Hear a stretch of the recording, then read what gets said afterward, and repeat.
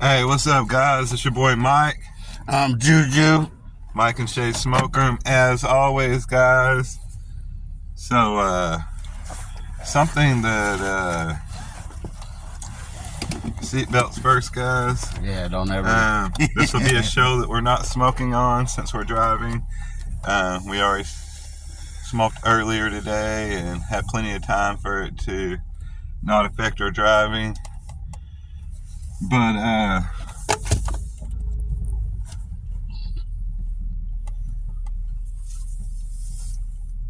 something that I've been wanting to do lately, not for any other reason, but just because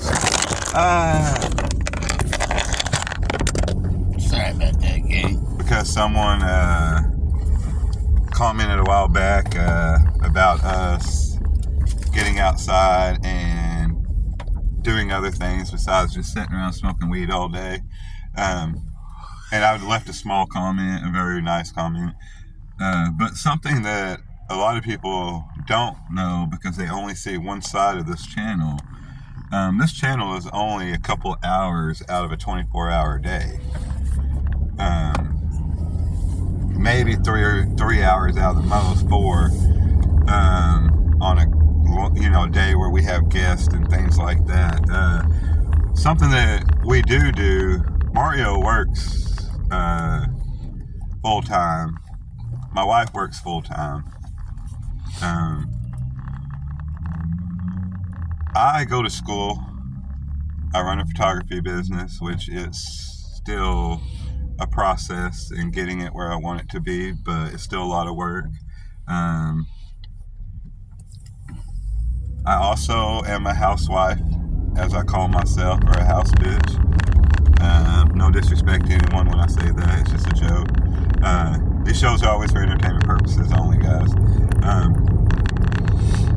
I also am the chef of the house.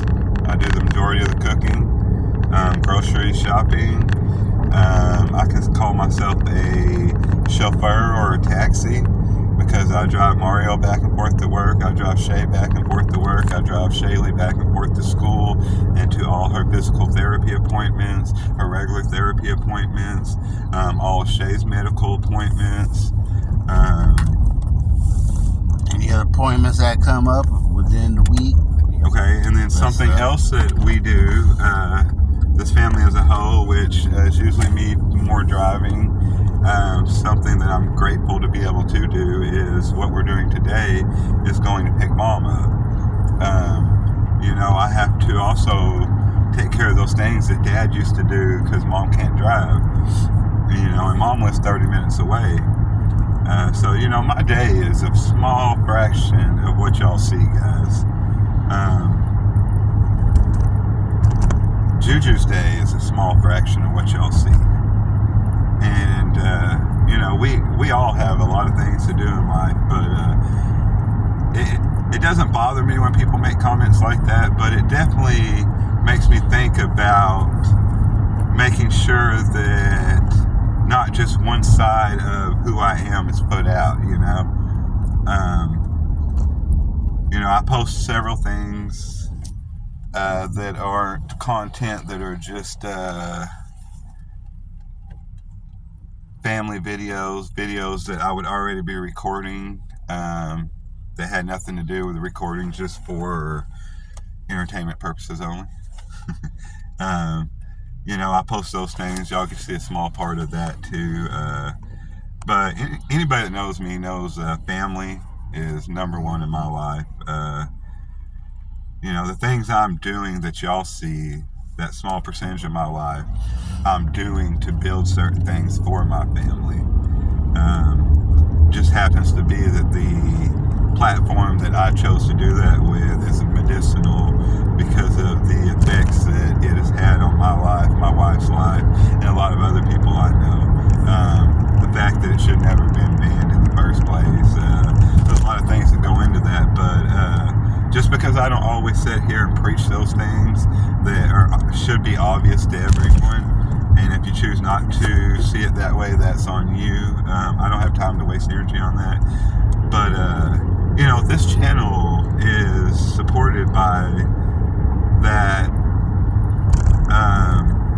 ideology of medicinal and not even recreational. You know, I'd love for it to be recreational everywhere and people be able to be grown up just like when they go buy alcohol and be able to make their own decisions. But, you know, we're not at that point yet. What it is medicinal, and as a medicinal patient, I would like to spread the ideology of medicinal marijuana to people that may not have seen that, and to the people that have. I'd like to build a like-minded platform of people that support that. You know, one thing about this channel that I realized after starting it and continue to grow it, or am continuing to grow it, is that it's very possible I won't be able to monetize and make any money off of this channel itself because of the content and where it's at right now with YouTube and the way it's looked at federally and everything. I'm not sure if I can or not, but I believe in YouTube guidelines that I won't be able to monetize this. So, you know, this is something I'm building, and then have to also build a marketing strategy and start selling products and merchandise and different things to support this channel. You know, right now everything comes out of my pocket. It comes out of our time that we get no income back in. And, you know, that can be a lot sometimes.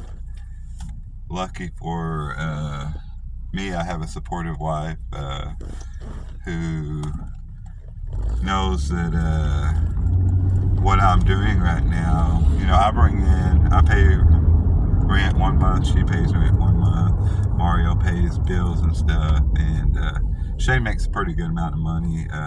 I bring in just enough to pay my ever other rent, and then, as y'all know, I've talked about plasma donations and how plasma-derived medicines have saved Shay's life, something she still takes weekly.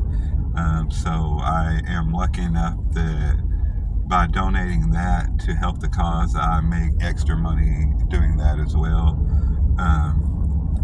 You know, I am the true ideal of college / struggling artists right now, and there's not a lot of financial bounce back from that. But it is what it is, and we're growing, and one day this will be a multimedia corporation that has all kinds of platforms, guys. Something I believe in, something I know. We are stuck in traffic right now, guys.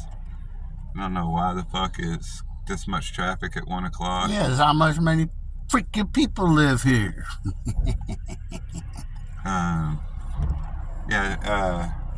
He says so many people live here, and in this area, Arkansas is one of the biggest, or in Arkansas, Fort Smith is one of the biggest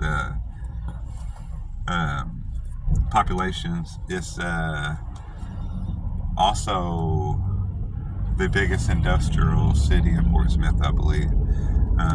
We're over 100,000 easy in population. But to you guys that's in huge places, y'all are probably like, oh man, that ain't shit. It's quiet down here, you know what I'm saying? It's not much smog in big cities. One thing that gets a big, me and you've talked about this before, gets a big miscommunication about Arkansas is that Arkansas is just a place full of countryans and rednecks, and I mean we're a little country down here. Yeah. We're a little everything down here though, and you know, like us, we grew up on the north side of town. We didn't grow up any kind of country mentality or redneck mentality. Fort Smith is not a redneck town like everyone thinks Arkansas is just all redneck. I hear that a lot on social media. You know, we're very diverse here. There is compared to the total diversity numbers in the United States, Arkansas has a good amount of percentage of a lot of races, you know. There's a lot of Spanish here, a big number of Spanish here, and good, hardworking people just like everybody else. There's a lot of Asian background people here. There's a lot of everything, really, you know. There's a lot of good communities here, and it's not just all redneck country folks, is what I'm trying to say, guys.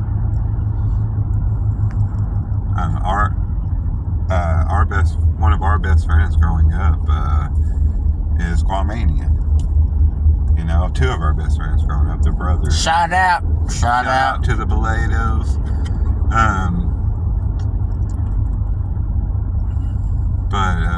You know, at Northside, there was a handful of people that dressed country.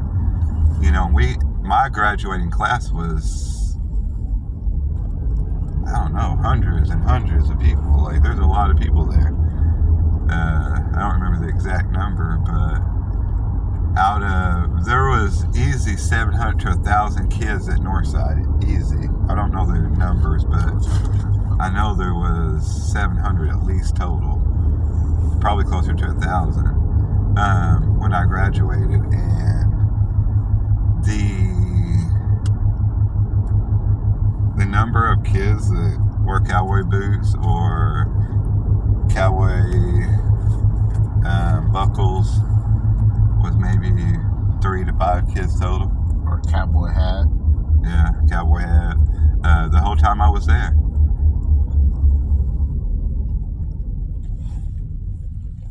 But, yeah, Fort Smith is a very diverse community. It's a very growing community, industrial-wise, and we have Fort Chaffee here, which is a active Military. It's one of the only active defense training facilities. I think there's only 2 in the United States, guys. I read this recently. And we train pilots right now from Singapore. Is it Singapore, the pilots we have here? One of those countries. Fun fact about Fort Chaffee, guys, is Fort Chaffee was employer of, guys, in here at the time, I would say his name off the top of my head, David Berkowitz. No, not David Berkowitz. He's the serial killer. The guy that shot John Lennon. John Oswald? No. Lee Harvey Oswald shot JFK. He shot John Lennon. He walked up. He had the book Catcher in the Rye. He got an autograph from him, waited till he came back later that day from the studio, shot him in the back, sat down, read his book until the cops showed up. I don't know who that was. Anyway, I'll think of the name. I always do this. He was employed out at Fort Chaffee. So in the 80s or the 70s, we had all those immigrants from, there were people that were refugees. What country were they from? We housed them out there. Somalia? No, it was one of the Asian countries, I believe. Anyway, we had a lot of refugees in the 70s and 80s. Some of you may remember when all the refugees came over. We housed them and helped them transition out of Fort Chaffee. And I almost said his name. He actually transitioned, he was the events coordinator, recreational coordinator for that program out there.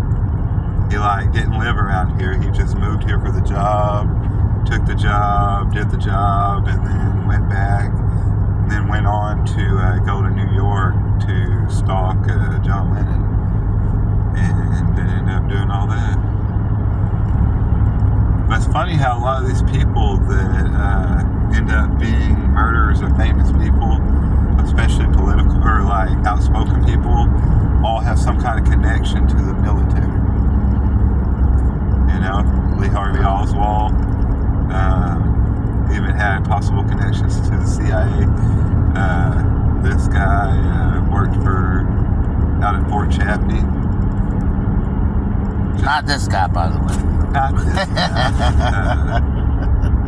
I'm trying to think of his name. They all have three names when they do stuff like that. They call him like Lee Harvey Oswald.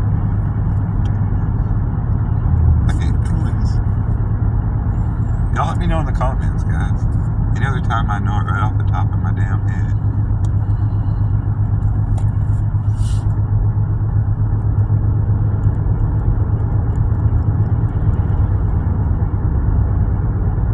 Alright, so we are now out of Fort Smith, going through Barling. Barling is one of those towns you don't speed in, you don't make any mistakes in. You tuck your ass and get the hell out. Unless you live here. Shout out to you guys. Y'all are braver than me. It's a small town with a decent sized police force, so they don't have a lot to do all the time.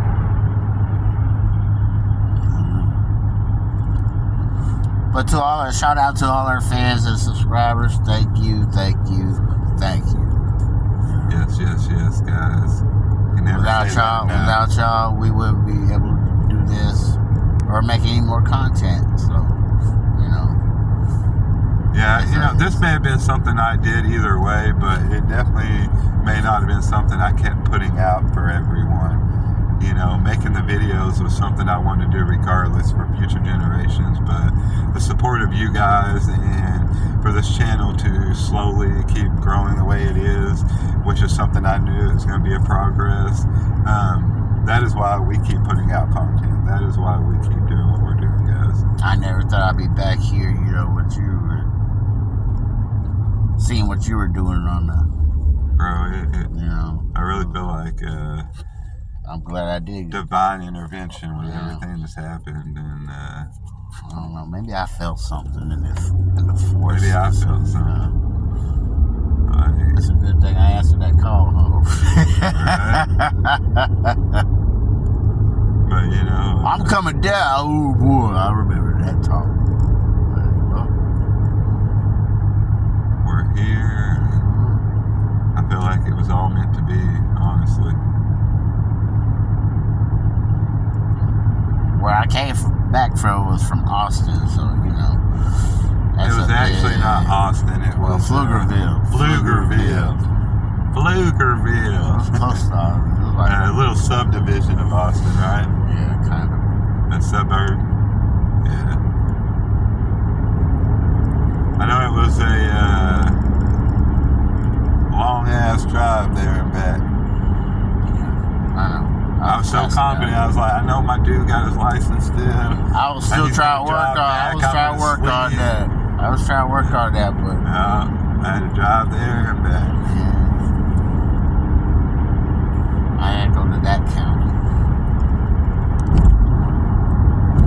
and that county's small. It's like what, close to 18 hours there and back total. It's the most I ever drove it once.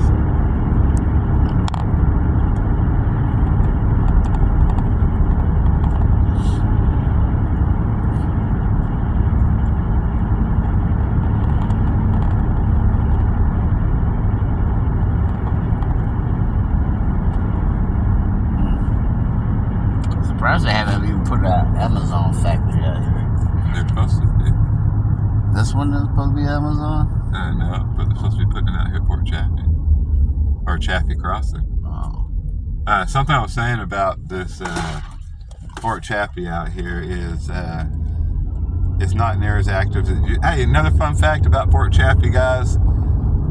The one and only. Still have tanks. The king of rock and roll. That is where he did his training for the military, for the army, Elvis Presley. He got his first military haircut at a little barbershop, military barbershop, which is still there and now is a little museum there at Fort Chaffee. So any of you Elvis fans, right here at Fort Chaffee in Fort Smith, Arkansas, where Elvis got that first haircut, got his first training. My great uncle was stationed there during that time, and got the privilege of meeting him and talking to him, and heard some really cool stories and stuff from him about that. If anybody knows me, I'm a huge Elvis fan. They say you can't love Elvis and love the Beatles. I guess that's because when Elvis was coming back from the military and trying to come back from making movies into the music, the Beatles had swarmed in.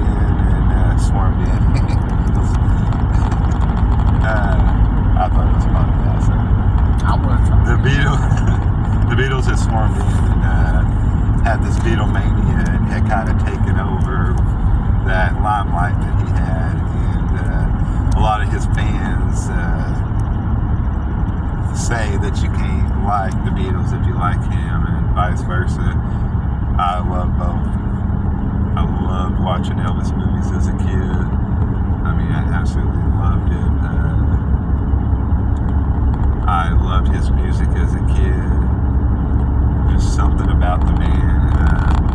As a man who's very comfortable in his sexuality and knows who he is as a man, who knows how to be vulnerable. Elvis is one of the all-time prettiest men you will ever see. He was a gorgeous man. He had a charisma about him. He's just one of those people you could tell if he walked in a room, he was going to have attention on him. Great singer, great actor, great charisma. As the kids say now, he had that Riz, guys. He was rizzed up. Y'all don't crack on me for the rizzed up comment. My daughter gets mad as hell when I say stuff like that. But yeah, he was just one of those iconic characters, guys. And maybe all the stories I heard about him when I was a kid, being from his military career starting here, maybe that's why I seen him different. I don't know.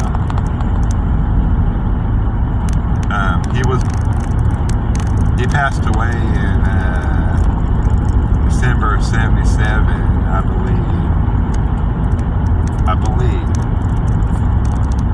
And I was born in January of '78, which is something else I think is cool. Maybe got a little of that Elvis essence. Mario, you have any icons since childhood that you looked up to like that, celebrity-wise? Nobody? Now the Beatles, Elvis was my childhood. The Beatles, when we were at Northside and when I was at Kim and somebody brought up the Beatles, I'd be like, what is that yuppie-ass music for them hippie-ass kids, on the South Side? Now look at you. Now look at me. Now look at it. As soon as I became an adult and my views on things started changing and I started hearing different music, I was probably 18, maybe 19, maybe even 20.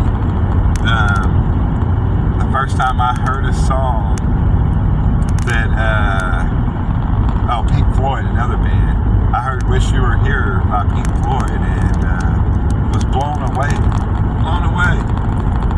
And somebody was like, that's Pink Floyd. I thought you hated Pink Floyd. And I was like, shut the fuck up, that's not Pink Floyd. And, now I have a tattoo of Pink Floyd on me.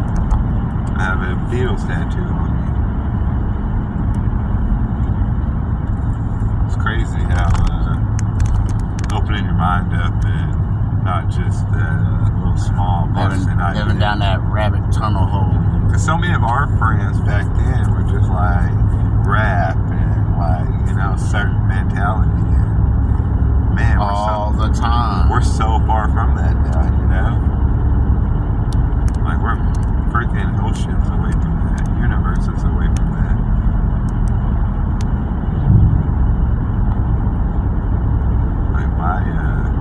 my musical catalog is fucking A to Z, bro. Like, it's all over the place.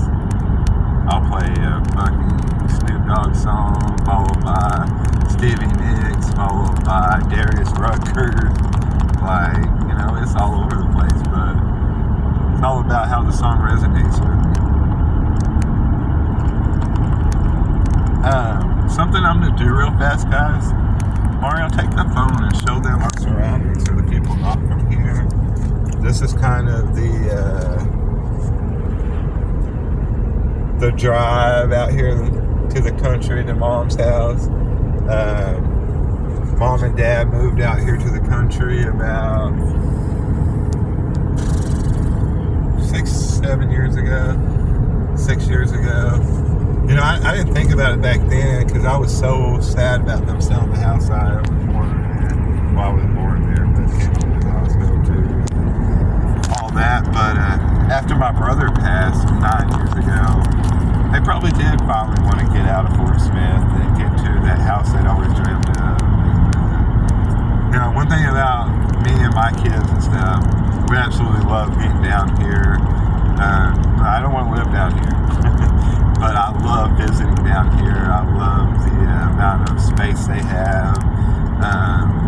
Getting out and walking their acre and a half. I'll walk this whole 2 acres, whatever they have. I can walk.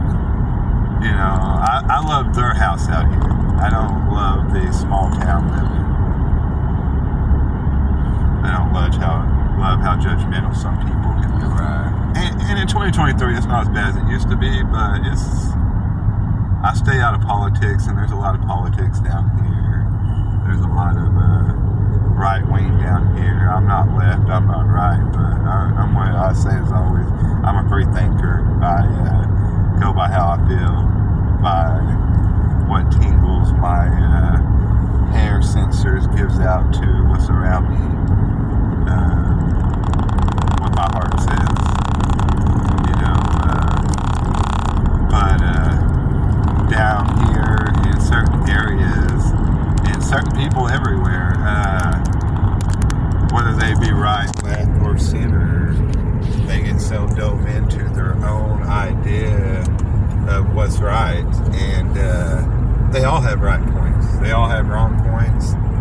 It's just like anything in life, and there's nothing wrong with having your side of things, but there's something wrong with thinking your side's 100% right and always right. That's something that I just don't like.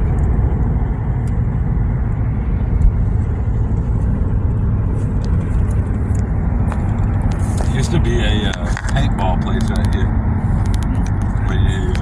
It wasn't that great. It was just a bunch of barrels and hay things set up all over in different little patterns. But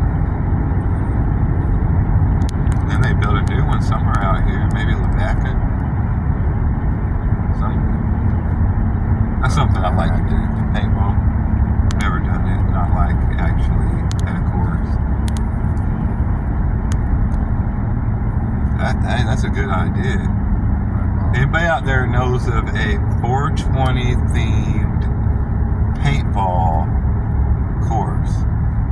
That'd be cool. Like, because you could have like a lounge where people just hang out and smoke in between their games and stuff. That'd be awesome. Kind of like a bar lounge, but a smoker's lounge. Let me go. And then you can go out and, you know, with all your full gear on and all that. And Safety first. do your paintball thing. If that idea doesn't come around by me, somebody put that into effect in a place it can happen. Right. Y'all got the foundation. It had to be in a recreational. Arkansas's not recreational. Yeah. But to one of the Missouri, which is very close to here. Well, a couple hours away. Missouri is recreational. Anybody in the Missouri area? If y'all's looking for a good idea and you want to get into something that's growing, a business, industry that is growing really big and that is really going to be part of the medical industry as well, which you know is going to have good benefits financially. check that idea out. Let's think of a name for it. I don't even care if y'all steal my idea if I don't end up making this.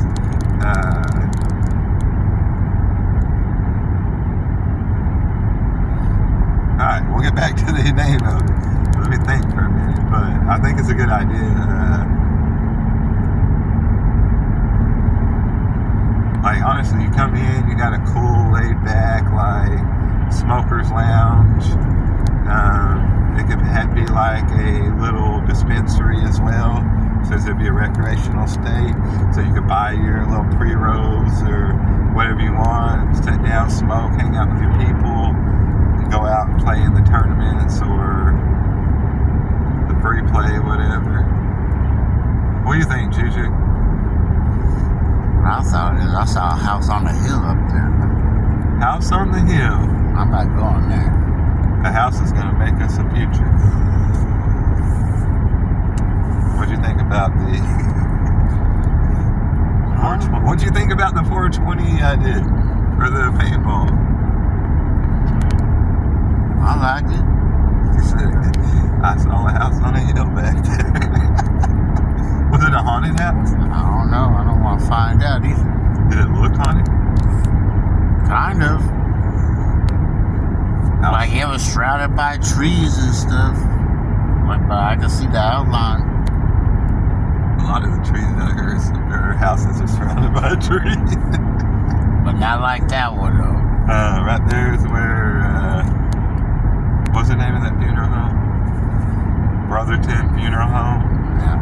In Charleston, Arkansas. They did an amazing job with my father recently. If you're in this area or the Fort Smith area and you want really good people that will take care of you. And to the soldiers that did the 21 gun salute. Yes. That would be, they were from the Marines. Was it Marine? Air Force rifle team. They're from the rifle team around the rifle team near here. Because the Navy came out with their representatives and did the flag and stuff. Because Dad was Navy. And then the rifle team they had was a brand of Pete's. Alright, so I'm gonna show what street we turned on. I didn't. Hope I didn't. I have to go through there. We're gonna pause for a minute while we pick Mom up. So we don't. Yeah, go ahead. It started? Yeah. Alright guys, we're back. Had to pause for a minute. Pick Mom up. Say hi, Mom. Hi. Juju's filming in the back, so you won't be able to see us as good as before, but you can hear us. I have no clue what we were talking about before, but We're talking about paintball. The 420 paintball experience. Yeah, that'd be a cool idea. A little smoke lounge and then go out and compete. Test our training capabilities.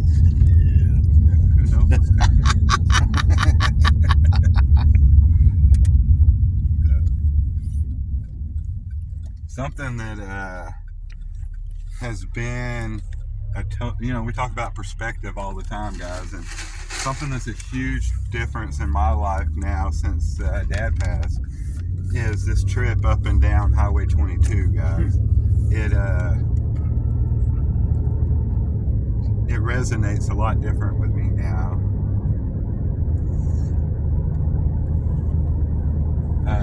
There's landscape, you know what I'm saying? The things you take for granted, even though you are involved in around people, you still take certain things for granted. And like this little drive before seemed so long to me. I was like, why the hell did they move way out here? And I felt that way at first, and one of my favorite things in the world to do now is to make this drive. And I had to really do a lot of thinking after Dad died about this drive back and forth. I had to really process a lot of things so that could still be an enjoyment to me, you know, because we can always make positives out of everything.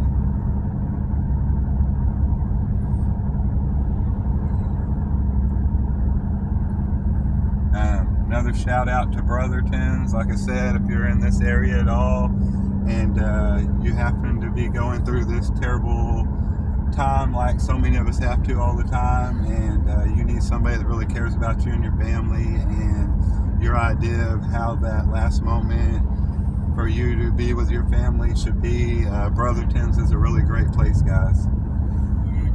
Facts. They did us really well. Mario, show over here. So one of my favorite parts about coming up here is this property right here. I don't know why, because I've never been like the type of money or like let's turn this into, you know, business, but I always see a golf course there. You always say it was a three court, yeah, for sure. You could put a 3-par out there. Yeah, that was his 3-par golf course. And every time he come by, before he even moved down here, that's what he said. We're lucky enough at Dad's house that we can hit the. You can't hit no driver out there if you want to get your ball back, but you can hit the putting wedge or a sand wedge or a small iron, and get a good enough length on it to hit down the bottom across the creek there, and it's pretty fun out there hitting balls. That's something I will definitely miss. Hitting balls out there with Dad. But if you can't do it with Dad. Yeah. And, you know, that was something, I had a huge breakdown. You'd always go out there and just do it. Yesterday. Was it the day before yesterday, Mario? The Day before yesterday. I Yeah. never did with Dad. No, I just I had a good let so breakdown much last stuff out. night. Huh? I had a good one last night. But it's good to let stuff out. I felt so much better since I did. But, you know, it's just, I keep hearing everyone say, like, you can still talk to him. And, like, I know that, but for me, the worst part was I don't want him to hear me. I want to hear him. Yeah, that's me. I can't. That's what I can't hear him talk back to me. That just kills me. And all these times that, you know, like I was talking to Mikey yesterday, all the things we take for granted about just those little calls. Yeah. You know, like, hey, Dad, like. That's why I want to have something better about this thing. If somebody else is going to lose their person, then they can't do that. Well, yeah, we should definitely get that. It's on the list. We need to take care of it, figure out those things. To accept something like that and move forward with that process, you have to accept that that might have happened, and that's a hard thing to do, whether you do or, you know, like it's a lot to take in. I just keep saying that I didn't do enough. You did plenty, woman. You know, one thing I know about my father is he lived a great life. He touched a. I asked you, I didn't do something. Like what? I kept begging him not to do it, you know, and I didn't do that. First of all, I'm sure your conception of that is not accurate, but I tried, you know, I tried everything I could, you know. driving slow. I do that all the time. Well, you know, Mom, we all can, after something happens, like be like, man, I could have did this better. Man, I could. No, I did it, you know, just it didn't help, you know, just like what he did for me, you know. Yeah. He tried everything and it worked, you know. We just do it now. All right, so I've been. Let's lighten the mood for a second. Yeah, I'm sorry. No, I did this. you cry all you want, woman. I wanted to have a little back and forth with you, and I got into my feelings and got us off track. You know, that's something we can do off camera, you know. I don't mind putting myself on camera, but I don't want you to feel like people are watching you in a vulnerable moment. So, something about you is that you're not born from Arkansas like the rest of us. You were born in California. Yeah, San Pedro. What's the name of it? San Pedro. San Pedro? San Pedro. San Pedro. Yeah. Okay, that's what I thought. Now, you moved from there when you were how old? 6 months, I think. Just 6 months old? And then they came straight to Arkansas? We might have went to Waterloo for a little bit, and then we came straight To Nebraska? Yeah, we just went there to visit, I think. Yeah. And we've been living here all the rest of our lives. Now, was Grandpa out of the military then, right? And he was up there playing baseball? Yeah, he played baseball in California. Yeah. And he got signed up to go to San Diego Padres.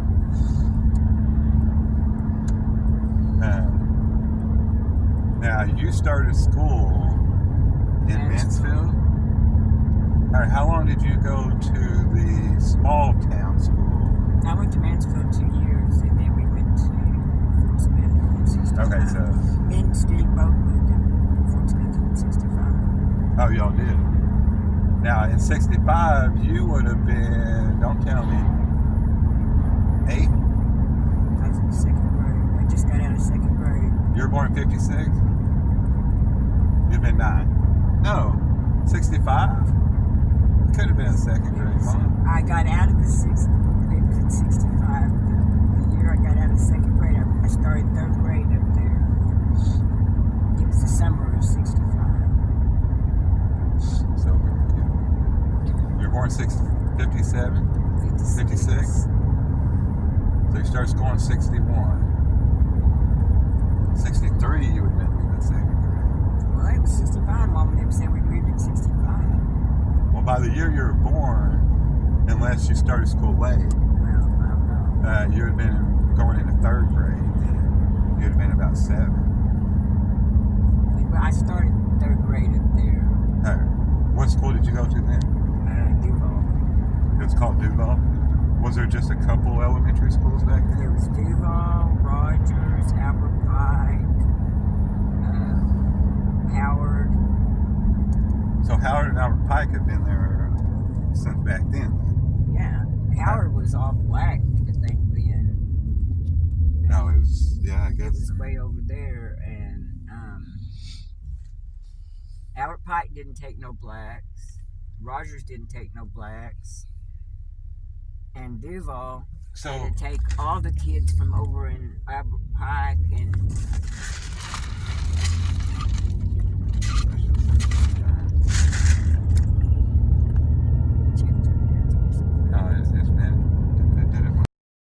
all right, guys, we're back.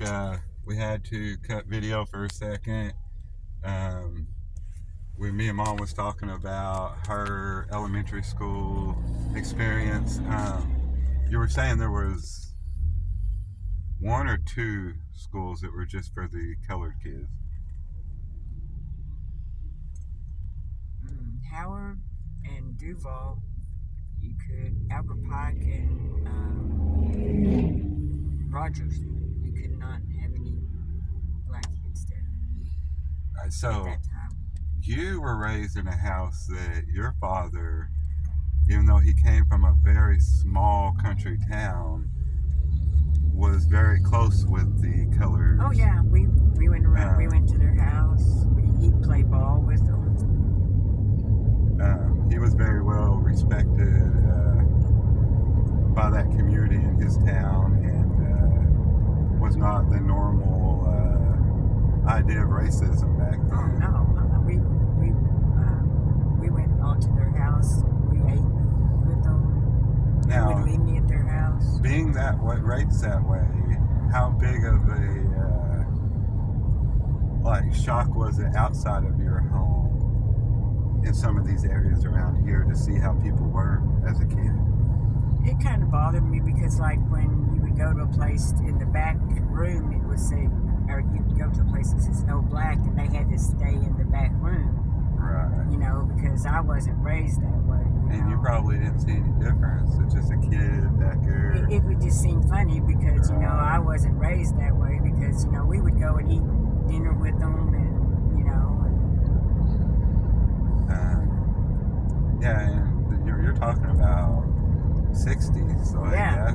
that because Daddy was would just take us to now. their house, and There was a lot of progressiveness in that time up north, probably. Yeah. But down south, there really wasn't. Yeah, because like I say, he would take us over to their house, and they'd be cooking fried potatoes and whatever, and we'd be in there eating with them, and Yeah, good Southern cooking. Good Southern cooking. yeah, That's how I got them. fat. They played ball with them, and we'd go over to their house. And Now there wasn't anybody else really in that town that played ball cross-colored like that, right? But all the ball players, they all played ball together. They'd go You out. had what was called the Negro League back then. Maybe, but If I'm not politically correct on how I said that, guys, y'all let me know in the comments.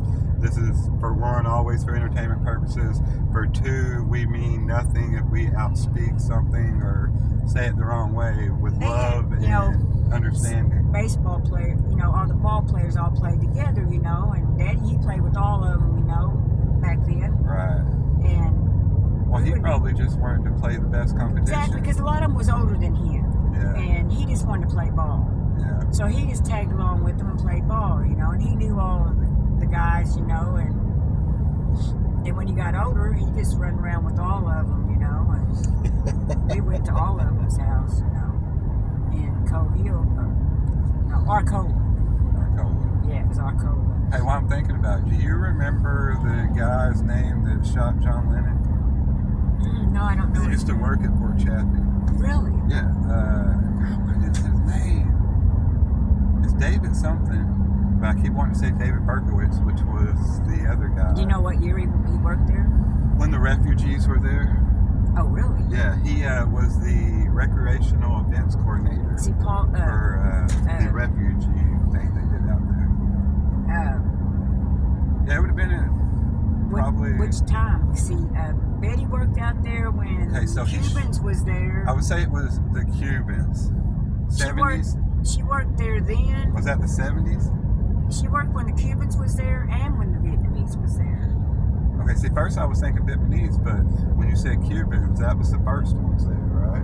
No, I think the Vietnamese was there first. Okay, and then the there might have been that Vietnamese maybe, and then, but it was one of those two times that the refugees were there. I thought it was like Asian descent or Vietnamese or something like that. But yeah, he was the events recreational coordinator, and he did all the recreational stuff for them. And see, if you take off super slow, it never has a problem. And see, Dad, you probably never felt it because Dad always did it right. No, I never seen him change the gears or nothing. But yeah, I have to really watch it. They need bands changed in it or something. David. But yeah, she worked out there with both of them, and Jeanette worked out there, I think, when the Cubans was there. But Betty was out there with both of them. It probably would have been the first one. Because, well, it had to have been because Lennon was shot in the early 80s. Pretty sure John Lennon was shot in the early 80s. Like 83. What year was John Lennon shot? Look at Mom with the Ted. December 8, 1980. According to 1980. Britannica, John By Lennon David was shot to Chapman. death by a David deranged Lee man, Chapman. Mark David Chapman. Mark in David Manhattan Chapman. apartment building on 3 December 8, names, I told you. 1980. Mark David Chapman. Do your little voice thing again and say Mark David Chapman and Fort Chaffee, Arkansas. Mark David Chapman in Fort Chaffee. Anything? Staff was evacuated, and Chapman was offered an alternative assignment working with Vietnamese. Yeah. Told you. Yeah, he worked out here when the Vietnamese refugees were here. Now, my whole point of all that ended up being just like Lee Harvey Oswald was connected to the military.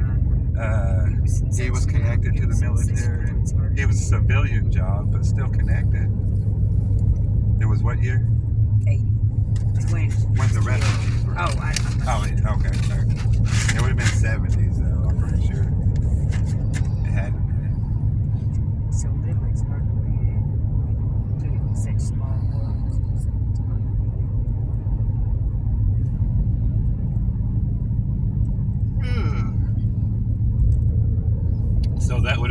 Grandma Betty was out there? Yeah, she was out there during that, and yeah, she was out there then. I was talking earlier about how Uncle Raymond was out there when Elvis was there. He even got pictures of him out there. Yeah.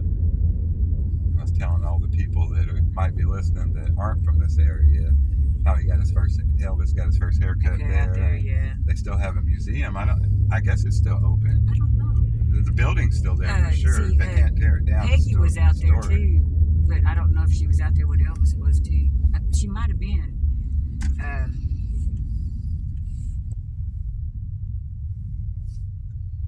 Is Peggy older than you? 11 years. 11?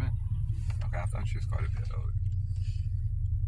Yeah, she's like a big sister to me, but she's like 11 years. Pick on me all the time. 'Cause she's 11 years older than me. I got all her toys, her hand-me-downs. Yeah. Now,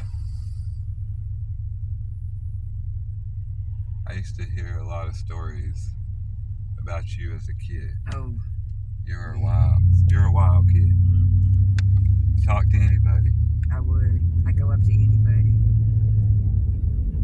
I remember Grandpa talking about how it was just you and him, and he had to go to the dentist. I told somebody about that one the other day. And he